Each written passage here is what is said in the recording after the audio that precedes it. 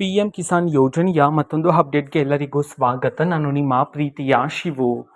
ಇವತ್ತಿನ ಒಂದು ವಿಡಿಯೋದಲ್ಲಿ ಪಿ ಎಂ ಕಿಸಾನ್ ಯೋಜನೆಗೆ ಸಂಬಂಧಪಟ್ಟಂತೆ ಒಂದು ಮಹತ್ವದ ಮಾಹಿತಿ ಆದರೆ ಬಂದಿದೆ.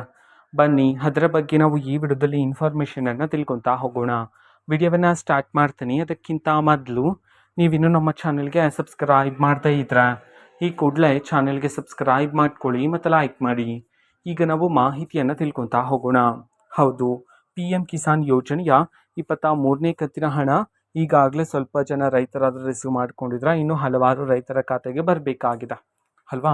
ಇದೇ ನಿಟ್ಟಿನಲ್ಲಿ ಇದೀಗ ಪಿ ಎಂ ಕಿಸಾನ್ ಯೋಜನೆಯ ಮೂಲಕ ಈ ರೈತರಿಗೆ 6,000 ರೂಪಾಯಿ ಹಣ ಆದರೆ ಬರ್ತಕ್ಕಂಥದ್ದು.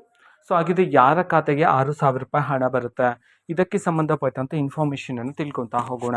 ಹೌದು, ಯಾರ್ಯಾರಿಗೆ ಕಳೆದ 3 ಕಂತಿಗಳು ಬಂದಿಲ್ವೋ, ಓಕೆನಾ, ಸೊ ಪೆಂಡಿಂಗ್ ಇರ್ತಕ್ಕಂತಹ ಪಿ ಎಂ ಕಿಸಾನ್ ಯೋಜನೆಯ ಹಣ ಬಂದಿಲ್ವೋ, ನಿಮಗೆ ಒಟ್ಟಿಗೆ 6,000 ರೂಪಾಯಿ ಹಣವನ್ನು ಬಿಡುಗಡೆ ಮಾಡಲಾಗ್ತದೆ.